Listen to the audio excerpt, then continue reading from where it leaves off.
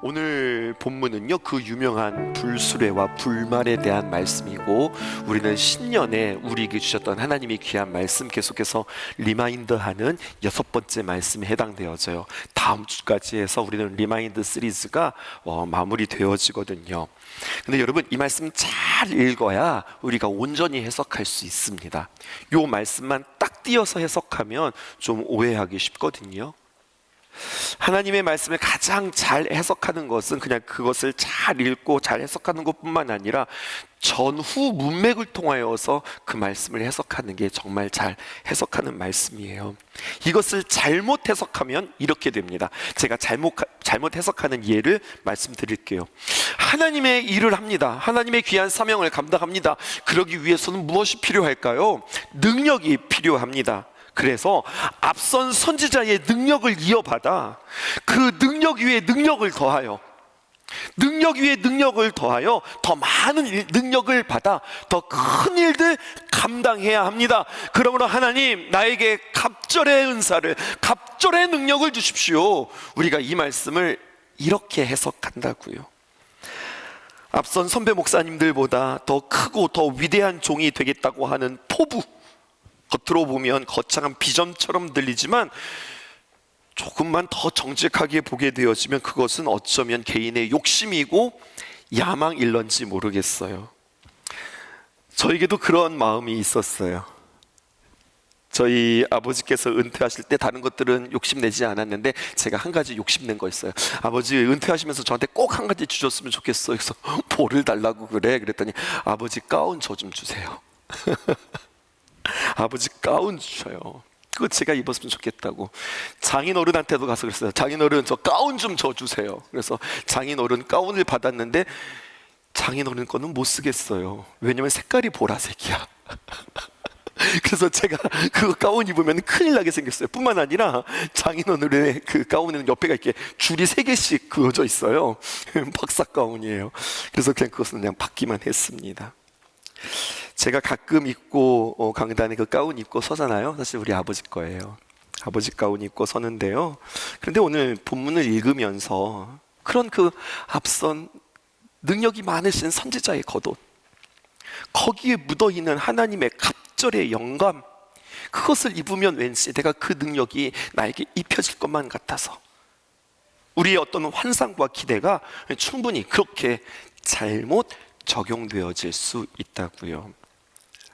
하나님의 말씀은 말이죠, 어떤 옷이나 아니면 어떤 아이템을 얻어서 순간적인 어떤 영적 변신을 우리에게 약속하지 않고 한 번의 장면으로 우리를 바꾸지 아니하시고 한 번의 사건으로 우리를 새롭게 하지 아니하시고 오래 걸리는 동행을 통하여서 우리를 날마다 계속해서 친밀함으로 다가오시고 그렇게 우리를 만들어 가세요. 조각가가 조각할 때 보면 도대체 이게 작품이 나올까 싶을 정도로 전혀 예상할 수 없는 것처럼 말이죠, 한 번의 작품이 나오는 것이 아닌 것처럼 겉모양이 변신되는 것을 하나님께서 원치 않으세요. 속사람이 자라가는 변화를 하나님께서는 기대하신다고 하는 거죠. 여러분, 엘리사의 갑절이라고 하는 표현, 갑절이 뭐예요? 2배라고 하는 표현이잖아요. 마치 능력이 2배로 업그레이드 되어지는, 뭐 액션 파워 레인저가 되어지는, 여러분 그런 것이 아니라 엘리야의 영이 이어지는 계승, 하나님의 사명과 마음을 잇는 그러한 요청으로 우리가 이 말씀 본문을 읽어야 된다고 하는 사실이에요. 그러니까 오늘 본문도 하나님께서 엘리야를 통하여서 엘리사에게 뭔가 사역의 능력을 더 부어주시고 놀라운 열매를 거두게 하시고 뭐 불을 지르고 또 우레와 천둥을 내리시고 그리고 사람들의 눈을 두렵게 하고 뭔가 있어 보이는 근사한 사역을 넘겨주는 장면, 이렇게 우리가 해석해서는 안 된다는 거예요. 오늘 이 본문을 오해하지 말고 잘 해석해야 해요. 2장 1절부터 보십시다. 이렇게 기록되어 있습니다. 함께 읽어보십시다. 시작. 야를 하늘로 올리고자 하실 때에 여호와께서 병거 타고 하늘에 올라간 거 아니라고 그랬어요. 회오리 바람으로 엘리야를 하늘로 올리고자 하셨다라고 하는 거예요. 회오리 바람, 여러 가지 많은 것들이 있는데 왜 우리 하나님께서는 회오리 바람이라고 하는 이러한 도구를 써서 그를 하늘로 올라가셨을까요? 자, 지금부터 해석해 볼게요. 엘리야가 있던 시대는 이스라엘은 악한 왕들로 가득 차 있었습니다. 하나님께서 그들에게 가나안 땅을 허락하실 때는 하나님의 꿈과 하나님의 비전이 있었어요. 그들을 출애굽시켜서 광야를 지나 가나안으로 들어가서 그들에게 살게 하신 땅, 하나님의 비전과 하나님의 꿈으로 가득한 이 땅, 하나님 앞에 온전히 예배하고 하나님의 통치와 하나님의 다스림이 있기를 소원하면서 그 가나안을 새롭게 변화시키고자 하는 것, 그가 하나님의 꿈이었는데 오히려 하나님의 꿈과는 정반대로 그 땅이 오히려 죄악으로 가득 찼다는 이야기예요. 이스라엘 백성들이 가서 그 가나안 땅의 거민들, 그 땅을 새로운 문화, 새로운 정신, 새로운 영으로 새롭게 퍼져야 할 그 하나님의 놀라운 나라가 오히려 세상의 문화가 그들에게 물들게 되어지는 그러한 형국이 되었습니다. 이것을 어떻게 하실까요? 하나님께서 그 백성들을 사랑하시니 어떻게 하실까요? 포기하지 않으시죠.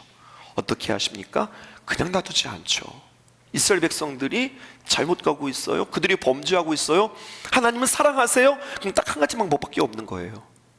어떻게 하실까요? 징계하시는 거죠. 징계하시는 겁니다. 심판이 아니라 징계하시는 겁니다. 그 징계는 다음과 같습니다. 지금 우리의 본문이 열왕기 하 2장이잖아요. 그러니까 열왕기의 초입이라고요. 그런데 열왕기상 마지막 부분쯤에 19장에 보게 되어지면 하나님께서 그들을 징계하시는데 이방 민족을 통해서, 아람을 통해서 이스라엘에 쳐들어오게 하시고, 또 예후라고 하는 사람을 세워서 예후가 아합을 죽이게 하고, 그리고 마지막으로 엘리사를 기름 부어서 엘리사가 엘리야를 뒤를 잇게 하면서 하나님의 귀한 말씀들이 쭉 선포되어지는 이야기들, 막 이렇게 지금 진행되어지는 거예요. 엘리야가 등장했어요. 엘리사의 스승이 엘리야입니다. 그런데 이 엘리야를 우리는 구약뿐만 아니라 신약에서 만나기도 해요. 예수님을 가리켜서 저 예수님이 누구냐라고 할 때 사람들은 저 예수님이 엘리야와 같다, 그렇게 예수님의 제자들이 엘리야라고 이야기합니다라고 하는 대목도 있고요. 또 예수님께서 변화산에 올라가셨을 때에 그 제자들에게 호련히 예수님께서 영광 중에 변화되시는데 예수님만 변화되어지는 것이 아니라 그 양 옆에 누가 있었냐면 모세가 있었고 또 한 사람이 있었으니 그가 바로 누구냐? 엘리야였던 거예요. 근데 여러분, 이들에게는 상징이 있어요. 모세와 엘리야가 그냥 떡하니 선 것이 아니라 모세의 죽음, 엘리야의 죽음, 더 정확하게 표현하면 엘리야의 승천을 말하는 거겠죠. 그리고 이 예수님의 죽음과 그리고 승천이 이게 지금 뭔가 다 맞물려서 그들에게 아주 중요한 메시지를 전하고 있는 겁니다. 여러분, 경청해 보실까요? 구약에 나오는 두 인물 모세와 엘리야의 죽음이 그냥 멋있는 근사한 두 사람이 나온 것이 아니라 모세와 엘리야의 죽음이 예수 그리스도의 죽음과 맞물려서 중요한 메시지들을 우리에게 전하고 있다는 사실입니다. 자, 모세의 죽음부터 함께 생각해 보실게요. 모세는 가나안 땅에 들어오지 못했어요. 가나안 땅에 들어오기 직전에 죽죠. 약속의 땅을 눈앞에 보고 그는 못 들어왔어요. 느보산 봉우리에서, 비스가산 그 봉우리에서 마지막으로 가나안 땅을 다 쳐다보고 이스라엘 백성들이 행군하는 모습을 보면서 죽는데요. 이 모세라고 하는 사람의 아이콘이 있어요. 상징이 있다고요. 모세는 바로 무엇이냐? 십계명 생각나시죠? 율법의 상징이에요. 워낙에 예수님께서 율법을 책망하시는 바람에, 특별히 이제 율법주의에 빠져 있는 바리새인을 책망하는 까닭에 우리 성도들에게 율법하면 그냥 나쁜 거, 은혜하면 좋은 거, 이렇게 생각하기 쉬워요. 그래서 율법대로 살아가는 거 아니야. 하나님께서는 율법을 폐하시고 오직 은혜로 뭐 율법을 완성했다라고 하는 표현들도 있지만, 율법 나쁜 거, 은혜 좋은 거, 우리는 은혜로 구원받지 율법으로 구원받는 거 아니야, 뭐 이렇게 생각하기 쉬운데, 여러분 율법에 대해서 잘 해석하셔야 합니다. 율법은 죄 가운데에서 출애굽시켜서 죄의 땅 애굽에서 빠져나와 광야를 지나면서 약속의 땅 가나안 땅에까지 이르기까지 하나님의 귀한 말씀 율법이 그들에게 길잡이가 됩니다. 그런데 이스라엘 백성들이 광야의 삶, 거기서 끝난 게 아니라 광야의 삶을 마치고 어디까지 들어온 거예요? 가나안까지 들어왔단 말입니다. 이제 하나님께서 약속의 땅 가나안에 들어와서 하나님께서 일을 하시는데, 그 하나님의 율법의 말씀을 더 풍성하게 그들의 삶으로 누려야 하는데, 하나님의 말씀 율법을 따르지 않아요. 하나님의 말씀을 따르지 않고 멈춘 것이 아니라 그들은 오히려 뭐를 따르는 거예요? 우상을 따르는 거예요. 바알을 따르는 거예요. 그래서 하나님이 또 하나의 대안을 세우셨으니 그게 바로 엘리야인 겁니다. 즉 모세를 통해서 광야에서 율법의 시대를 마무리하고 가나안 땅에서 하나님을 섬겨야 하는 이스라엘 백성들의 삶에 이제는 완전히 율법이 말씀이 사라져버리고 우상에게 하나님을 믿는 신앙을 버렸던 그들에게 다시 한번 엘리야를 그들에게 나타나게 하셔서 우상을 다 태우게 하시고, 여러분 엘리야 하면은 850명의 바알과 아세라 선지자와 대결했던 그 사건 아시죠? 가장 그 시대의 악한 왕 아합과 대결하시면서 하나님의 말씀, 하나님의 통치가 살아계심을 보여준 사람이 엘리야였다는 거예요. 그래서 엘리야가 오늘 승천했다라고 하는 것은 우리에게 중요한 메시지를 남기는 겁니다. 그것은 바로 뭐냐면, 하나님께서 엘리야를 회오리 바람으로 데려가셨다, 너 하나님 나라로 올라와라. 이것은 너 그동안 이뻤다, 내가 너를 사랑하는 마음으로 죽음을 맛보지 않고 올라오라, 이렇게 이야기하는 것이 아니라 이제 내가 너를 거두는 것으로 인하여서, 엘리야가 계속해서 무엇이에요? 여러분 이 땅에 살아가면서 우상을 섬겨서는 안 됩니다. 우리는 하나님을 섬겨야 됩니다. 우리는 죄악 가운데 있는 그 모습을 버리고 우리 하나님께로 돌아가십시다. 계속해서 우상과 싸우는 그러한 역할들을 감당했잖아요. 그렇게 우상과 싸우는 그를 하나님께서 딱 데리고 갔어요. 그러면 어떻게 되는 거예요? 이제는 하나님께서 너희들에게 더 이상 선포하지 않고 멸망시키겠다는 거예요. 계속 너희들에게 경종을 울렸던 그 메시지, 그 메신저, 그 선지자를 이제 데려감으로 말미암아 이제 그 땅을 심판하겠다, 주님께서 이렇게 선언하시는 거예요. 자, 열왕기하 이 배경을 기억하면서 2장 1절을 보십시다. 그리고 동그라미를 치라는 것에 여러분 동그라미를 쳐보세요. 여호와께서 회오리 바람으로 엘리야를 하늘로 올리고자 하실 때에 엘리야가 엘리사와 더불어 길갈에 나가더니 라고 그렇게 표현되어 있습니다. 시작은 길갈에서부터 시작되었습니다. 여러분 길갈이 어디일까요? 길갈은요, 이스라엘 백성들이 이제 출애굽하고 가나안 땅에 들어가면서 요단강 건너서 가나안 땅에 들어가잖아요. 요단강 건너서 가나안 땅으로 처음 들어왔을 때 그들이 정착하고 대기하면서 살았던 땅이 길갈이에요. 길갈 뭐예요? 수치가 굴러갔다라고 하는 뜻이잖아요. 여호수아가 처음으로 정착해서, 그리고 그들이 거기서 뭐 했게요? 할례를 했어요. 길갈 굴러간다. 무엇이 굴러가느냐? 애굽의 그 수치, 부끄러움, 그 억눌림이 이제 우리에게서 떠나갔다. 그래서 길갈에서 할례를 행하면서 우리가 애굽에서 행했던 모든 죄악이 이제는 굴러가고 하나님의 은혜 가운데에서 이 땅에 하나님의 통치가 임할 것입니다. 이 의미를 부여했던 곳 길갈. 싸움을 앞두고 오히려 남자들이 다 할례를 행하며 온전히 하나님 앞에 그들이 헌신했던 그 땅. 그런데 그 길갈에서 어디로 가느냐? 2절 말씀입니다. 2절 상반절입니다. 시작. 엘리사에게 이르되 청하건대 너는 여기에 머물라, 여호와께서 나를 베델로 보내시느니라. 길갈에서 어디로 갔어요? 베델로 보내십니다. 제가 좀 표를 여러분들에게 쭉 그려드리고 있어요. 베델은 어디일까요? 길갈에서 시작된 하나님의 모든 은혜, 하나님의 귀한 말씀이 살아있는 그 하나님의 놀라운 사역, 너희들 이렇게 살아가기를 원해? 라고 했는데 이스라엘 백성들은요 베델에 갔어요. 베델에서 부딪히는 거예요. 베델은 어떤 곳이냐?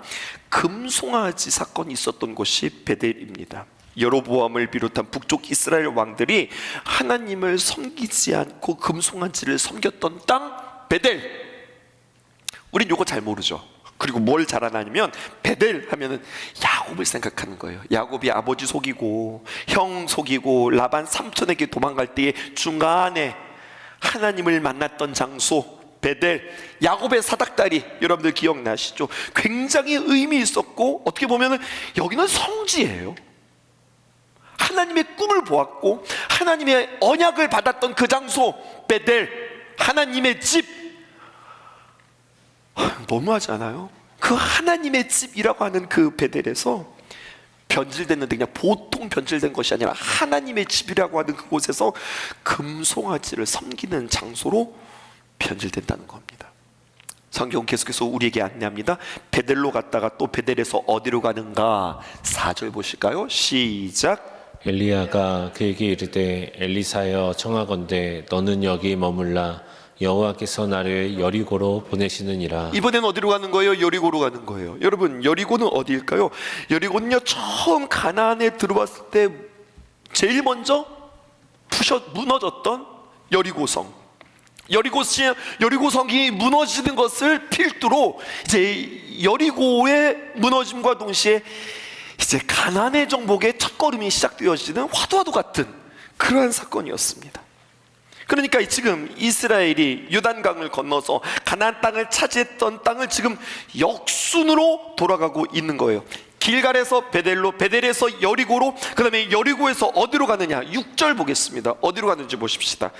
열왕기하 2장 6절에 있는 말씀 시작. 엘리야가 또 엘리사에게 이르되 청하건대 너는 여기 머물라 여호와께서 나를 요단으로 보내시느니라. 이제 보실까요?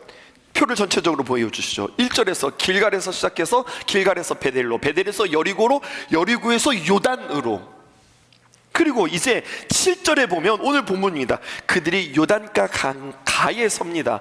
선지자의 제 50명이 가서, 오늘 본문이 시작이죠. 멀리 서서 바라보면 그 두 사람이 요단가에 서 있더니 이렇게 표현합니다. 이제 역순으로 쭉 가다가 그 요단강을 어떻게 합니까? 요단강을 건너가요.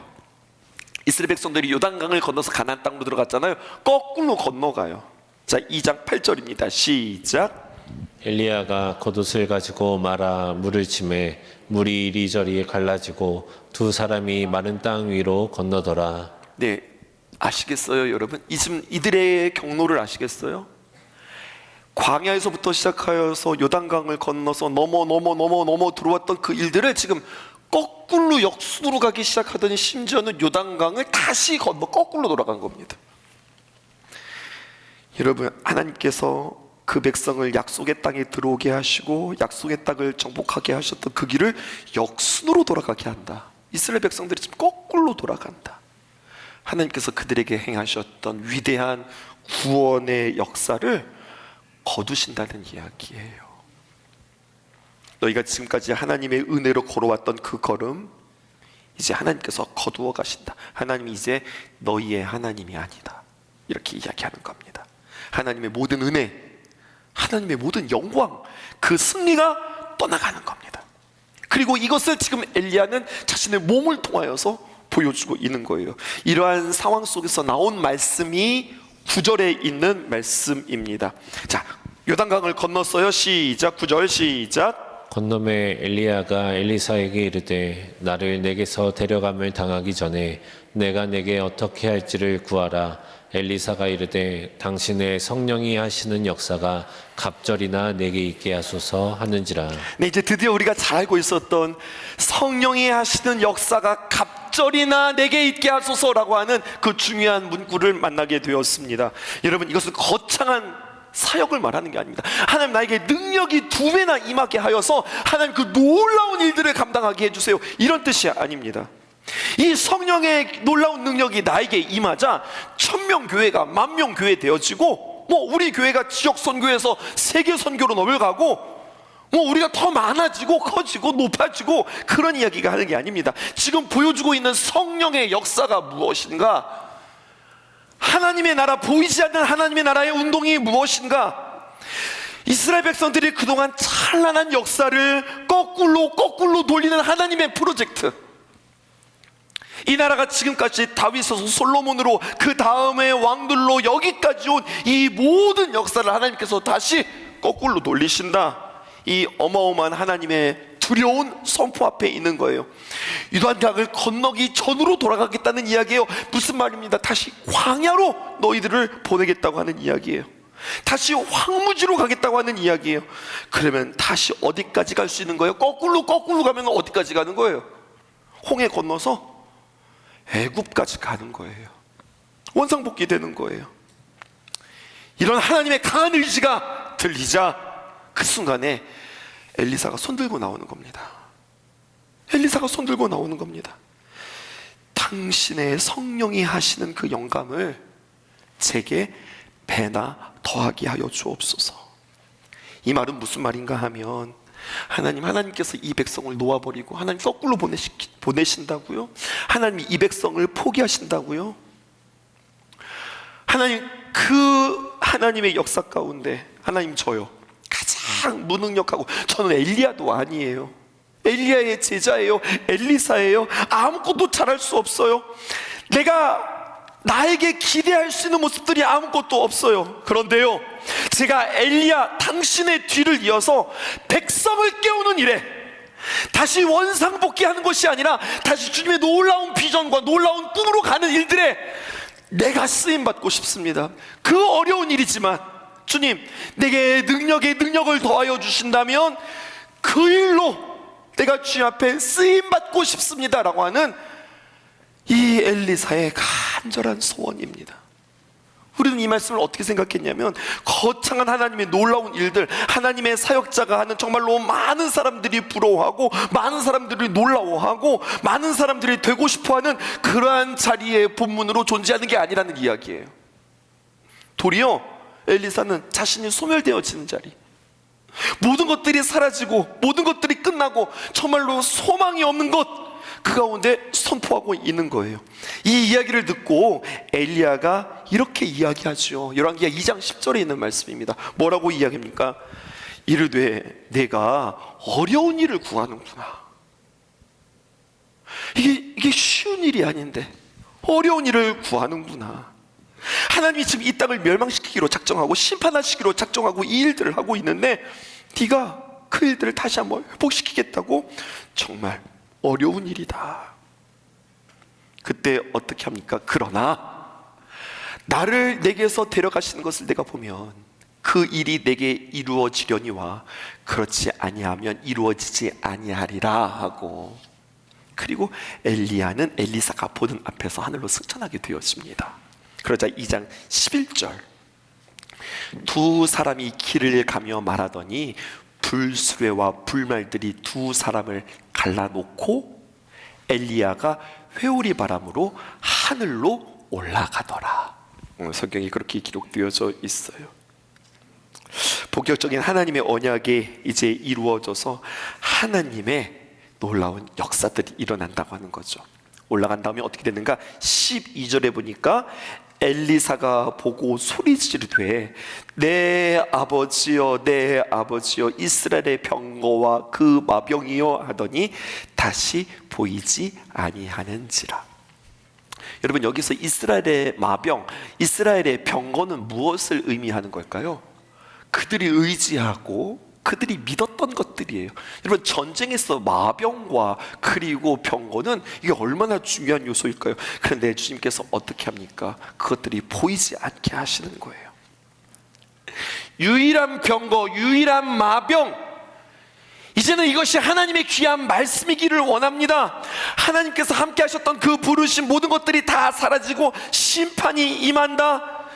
지금 엘리사는 그것들을 바라보면서 괴로운 마음으로 자기가 자신의 옷을 둘로 찢고 엘리야의 몸에서 떨어진 그 겉옷을 주워가지고 돌아와서 유단 언덕에서 엘리야의 몸에서 떨어진 그 옷을 가지고 어떻게 합니까? 물을 칩니다.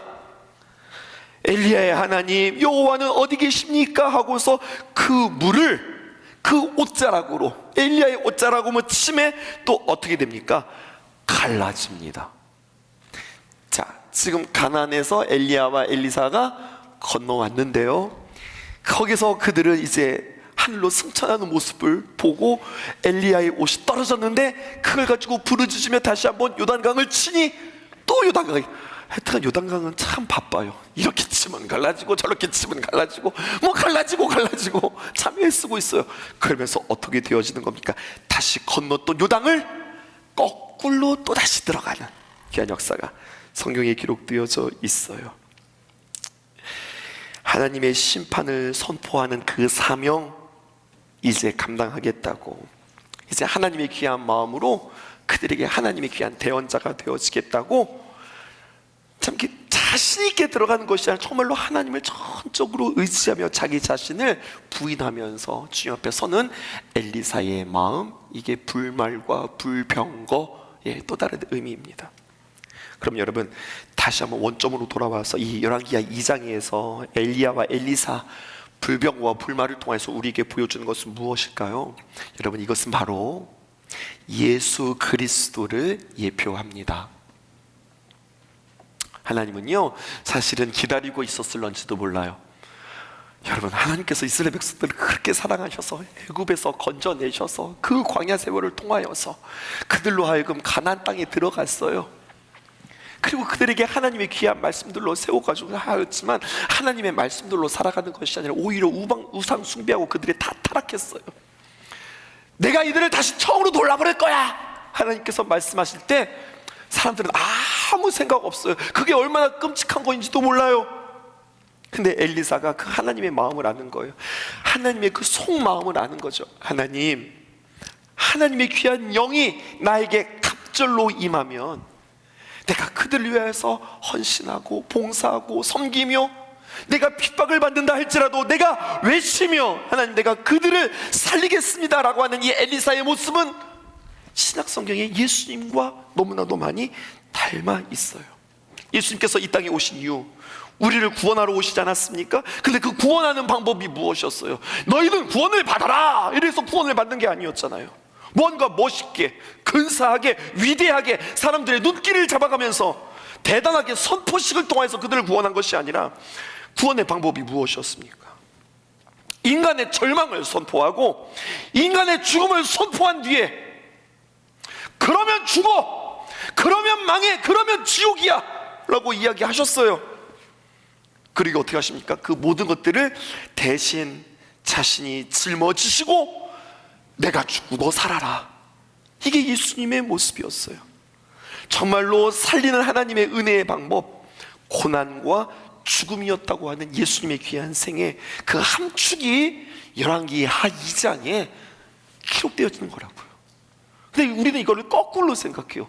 능력이 임함으로 말미암아 내가 정말로 어벤져스가 돼서 막 사람들로 우와 막 능력이 나타난다, 넘어져라 하면 그냥 막 촤 넘어지고, 나라 하면 막 낫는 하나님의 귀한 역사는 감사한데, 그러면서 누가 추앙받느냐? 그렇게 기적을 행하고 앞에서 무언가를 보여주고 그리고 어떤 기적을 행하는 그 사람이 주인공이 되어서 하나님의 영광은 다 가리워지고 어느새 하나님께 영광을 돌린다고는 하지만 가만히 꿰뚫어 보면 교주 노릇하고 있고 자신이 왕 노릇하고 있고 자신이 모든 영광을 다 가로채는 그런 모습들을 우리도 부러워하면서 나에게도 영감의 영감을 주시고 능력의 능력을 달라고 우리가 주님 앞에 그렇게 구하는 것 아니냐는 이야기죠. 사순절 기간 동안에 우리의 마음 가운데 다시 한번 헛된 욕심, 헛된 야망, 여러분 이러한 모든 것들이 나에게서 사라지게 해주세요. 여러분, 신앙 좋고 기도 많이 한다고 하는 사람 자칫 잘못하면 예수 무당되기 딱 쉬워요. 문제 있어? 나한테 가지고 와요, 내가 기도해 줄게. 여러분, 이렇게 이야기할 수 있도록, 아니 중보 기도를 해주는 그 마음과 내가 기도하면 돼, 일로 와봐 하면서 마치 자신이 무슨 하나님과 엄청나게 친한 것처럼 그렇게 거들먹거리는 우리들의 모습을 볼 수 있겠다는 거죠. 하나님, 이러한 거품, 이러한 역적, 교만, 자만심 다 내려놓고 예수님의 사람이요, 더 낮아지고 더 섬기고 더 나누어주고 더 감추고 더 죽어지는 가운데 다시 한번 하나님의 능력으로 부활하여서 하나님의 능력으로 우리의 믿음으로 하나님께만 영광 돌려드리는 그러한 삶으로, 그러한 복된 계절로, 그렇게 주님의 귀한 영광이 살아나는 귀한 부활의 신앙으로 우리는 주님 앞에 쓰셔야 하겠습니다. 아멘이시죠? 엘리야의 영감이, 엘리야의 능력이 나에게 갑절로 임하게 하소서 제대로 해석하시라고요. 갑절로 임해서 나는 더 드러나는 것이 아니라 더 감추어지고, 더 나서는 것이 아니라 더 섬기는 것이고, 뭔가를 지시하는 것이 아니라 더욱더 그들을 사랑하는 마음으로 주님 앞에, 누구처럼? 예수님처럼. 오늘 새벽 말씀처럼 예수님의 제자이고 하나님의 아들이니까 하나님을 닮은 모습으로, 예수님을 닮은 모습으로 성령의 귀한 감동으로 살아가는 저 여러분들 되게 해달라고, 혹여나 내 안에 거품은 없는지 욕심은 없는지 점검하며 기도하는 오늘 귀한 시간 되었으면 참 좋겠습니다. 이 세상 가장 아름다운 순종의 눈물,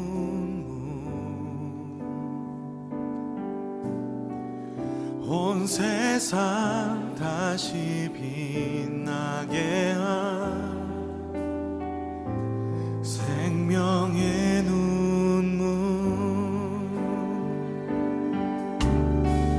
그가 이 땅에 오신 이유 죽어야 살게 되고 져야만 승리하는 놀랍고 영원한 신비, 지으신 그대로 회복시킬 우리의 창조주 그리스도, 십자가의 길로